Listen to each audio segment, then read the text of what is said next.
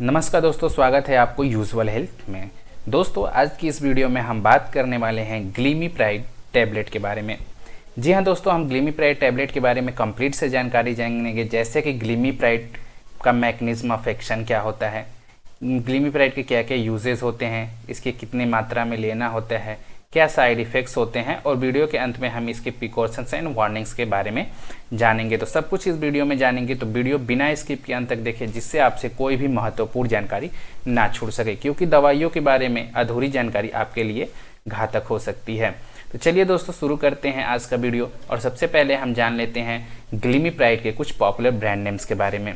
इसके कुछ popular brand names होते हैं जो आपको इजीली मेडिकल स्टोर पे मिल जाते हैं। तो जो मेडिकल स्टोर पे जिस नाम से यह दवा मिलती है उसको हम ग्लिमी स्टार नाम से मिल जाएगा, एमेरिल नाम से मिल जाएगा, ग्लिमी मिथ नाम से आपको मेडिकल स्टोर पे यह दवा मिल जाती है।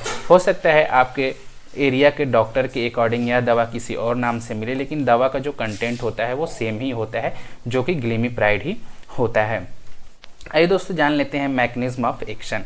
तो ग्लिमिप्राइड का मैकेनिज्म ऑफ एक्शन क्या होता है, इसके बारे में हम जान लेते हैं। तो ग्लिमिप्राइड का मैकेनिज्म ऑफ एक्शन जो होता है उसके बारे में हम जाने तो it's work by stimulating the pancreas to release more insulin and helping the body use insulin more efficiently.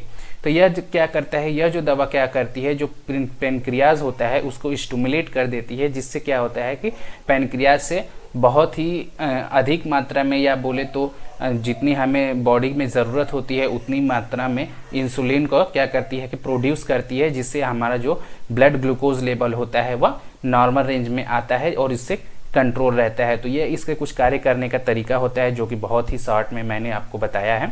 अब दोस्तों, वीडियो में आगे बढ़ लेते हैं और जान लेते हैं हम कि इसके यूजेस क्या होते हैं। तो हम इसके यूजेस के बारे में जानेंगे। तो इसका जो यूज़ होता है, इसका यूज़ हम टाइप 2 डायबिटीज़ के मैनेजमेंट में करते हैं।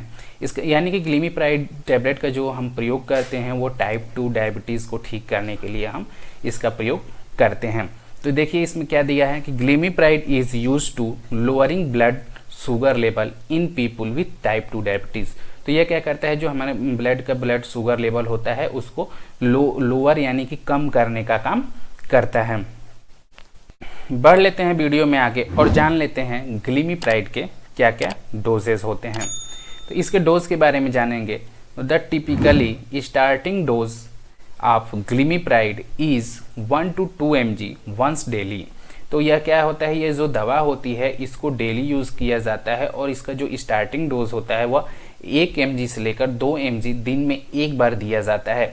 इसके लेने का जो तरीका होता है वह होता है taken with breakfast or of the first meal. तो जो पहला मील होता है वो लेते हैं, और ब्रेकफास्ट में इसको हमें एक गोली लेने की डॉक्टर द्वारा सलाह दी जाती है। डोज एडजस्टमेंट की बात करेंगे तो the dose may be adjust based on blood sugar level and response to treatment. तो इसका डोज जो एडजस्ट किया जाता है वह किस पे बेस्ड होता है, वह जो होता है कि आपका कितना ब्लड शुगर लेवल है उसके हिसाब से इसका डोज डॉक्टर द्वारा कैलकुलेट करके आपको दिया जाता है, और ये भी देखा जाता है कि कितने mg इस दवा को देने पे आपको रिस्पांस मिल रहा है, उस हिसाब से आपको डॉक्टर इस दवा का प्रिस्क्रिप्शन देते हैं। अब जान लेते हैं इसके साइड इफ़ेक्ट्स के बारे में।